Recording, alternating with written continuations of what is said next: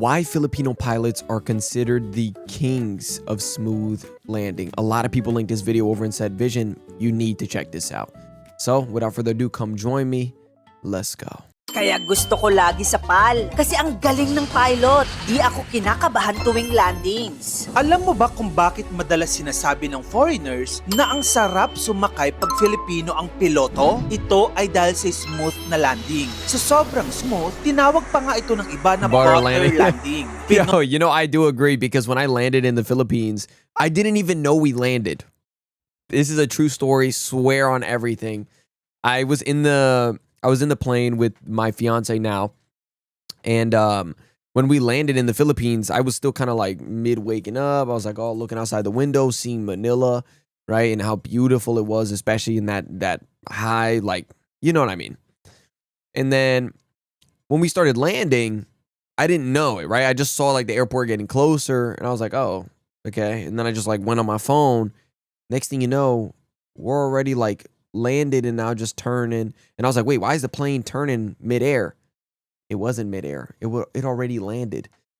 I looked at my my girlfriend at the time was now my fiance, and she was like, yeah, that was the smoothest landing. I was like, yeah. You know who had the worst landing? This is no offense. Paris. Oh my gosh, that was the worst landing. Everyone screamed in the plane. But yeah, in the Philippines, every single time, beautiful landing, bro. Pinoy pilots are considered as the kings of smooth landing. Kasi kung real talk at real talk lang ang pag-uusapan, Filipino pilots are among the best in the world. At hindi to yabang ha, may dahilan. Pero ang tanong, totoo ba ito? O baka proud lang talaga tayo bilang Pinoy? Let's talk about facts. Pambawi sa mga... Ano yung pinipicture mo? Uy, grabe, 1 point. Kaya naman pala pinipicture, ha? Napakagaling. I'm happy. Proud of you. Congrats. Una sa lahat, linawin natin, ang smooth landing ay hindi pamporma. Sa aviation, ang magandang landing ay tamang bilis, tamang anggulo, tamang timing ng flare, at control sa hangin at runway. Ibig sabihin, mataas na skill level yan. Kayang maraming viral videos ng Philippine Airlines landings na halos parang dumampilang ang gulong sa runway. Sobrang smooth. At ayon sa isang video ni Captain Boom Domingo, anyway, follow nyo nga pala siya. May tawag sila sa mga ganong smooth landings. First and foremost, ang tawag namin sa butter landing or yung mga super smooth landings, chichas ang term na ginagamit namin mga piloto kapag sobrang wala kang naramdaman sa landing. Actually, ang turo nga sa amin is yung medyo positive yung landing. May maramdaman ka. Para at least, pag lumapat na yung gulong mo sa runway, wala nang tendency na lumipad pa ulit. Ayon din kay Captain, may iba't ibang factor para ma-execute ang chichas landing. Yeah, of Una, course. yung weather. Yung kung walang masyadong hangin. May factor din daw yung kasamang piloto ni Captain. Ako, normally, nagagawa ko yan kapag relax yung flight. Kapag yung kalipad ko mabait. Hindi ka relaxed kasi alam mong pinapansin ka sa lahat ng moves mo So, yun. So, yan ang mga factors sa akin. Aside from the weather, yung kalipad. At minsan daw, nasa eroplano din. May ibang eroplano daw kasi na mahirap i-chichas landing. Pero alam mo bang hindi lang sa smooth landing malupit ang mga Pinoy pilots? Pati sa crisis management din. Oh. Gaya nito si Captain Tristan Simeon, isang Filipino pilot ang nagmamanage ng Philippine Airlines Flight PR-113 gamit ang Boeing 777. Ang biyahe, Los Angeles papuntang Maynila. Habang I went paakit from pa lang Los sila sa Angeles to ere, there. napansin ni Captain Simeon na may nanginginig sa kanang engine. Ilang Holy. segundo lang, boom! May malakas na putok na narinig sa buong eroplano. Yung isa sa mga engine, sumabog at nag-fail. Pero imbis na magpanik, sobrang kalmado ni Captain Simeon. Kinausap niya agad ang air traffic control at nag-declare ng emergency. Saka siya nag-request na bumalik na lang agad sa LAX. Local departure, Mayday, Mayday, Mayday, Philippine 113. They have an engine surge on the right engine, requesting immediate reland. Philippine 113, have you SoCal departure radar contact, maintain 5,000, and which runway did you want?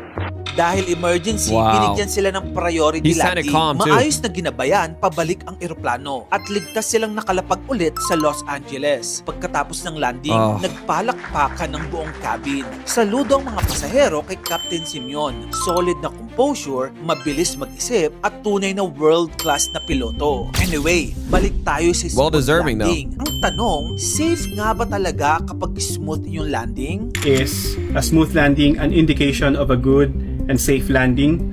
The answer is no.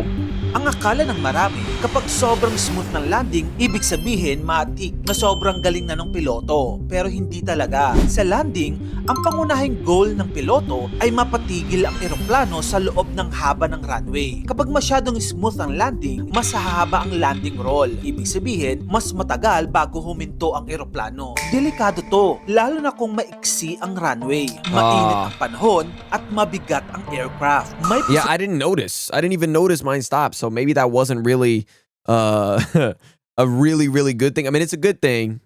I mean, he has good technique and everything, but it's just going to roll longer.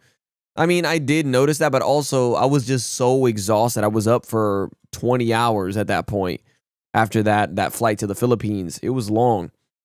And I don't know, maybe my brain just like didn't even mind, because by the time that he landed and I didn't notice, he was already like turning, getting ready for the parking and that thing to then connect the stairs or whatever. Abilidad ng runway excursion o yung hindi na kayang huminto ang eroplano at lumagpas sa dulo ng runway. Kaya ang ginagawa ng mga piloto ay yung tinatawag na positive landing. Lalo na kapag maulan, kailangan ng mas firm na touchdown para maitulak palabas ang tubig sa gulong at maiwasan ang hydroplaning. Sa madaling salita, hindi palaging smooth ang pinakaligtas. Ang tunay na magaling na piloto ay yung alam kung kailan dapat smooth at kung kailan dapat firm ang landing. So yun na nga mga kamagkano. Next time na bumaba ka ng eroplano nang walang hilo, walang kaba, walang stress, sometimes isipin mo it's not on purpose. all heroes wear cape. Yung iba, naka-headset at nagmamaneho ng eroplano. At minsan, Pinoy pa sila. Kung gusto mo pa ng mga ito pang klaseng content, dito lang yun sa channel ko, kaya follow ka na.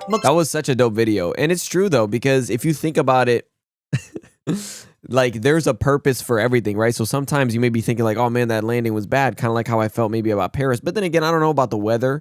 It was a little windy, so maybe he had to do it firmly on purpose. But he did it so hard that everyone like jumped out of their seat and like flew back down. It was kind of scary. Maybe he didn't have to do it that hard, but maybe he was trying to be firm, but not that firm. Regardless, there is always a reason a lot of the time to do with why they do it, which is good. So like he said, man, maybe they're not always wearing capes. Maybe they're just wearing a headset. Not all heroes wear capes. Maybe they wear a headset, bro. Hey, regardless, I love you guys. Thank you for linking this video over. And yeah, till next time, peace.